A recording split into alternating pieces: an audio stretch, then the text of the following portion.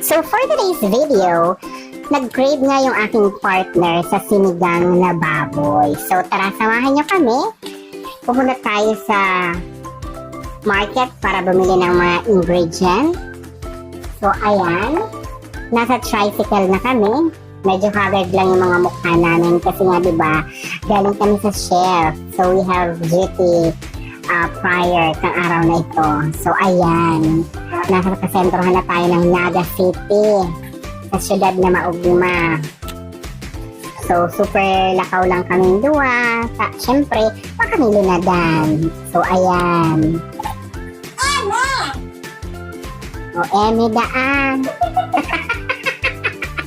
So yan, nakita mo yan sa market. So may hiling mundo. Super lakaw pag kami. Paduman kami sa dry section. Dry section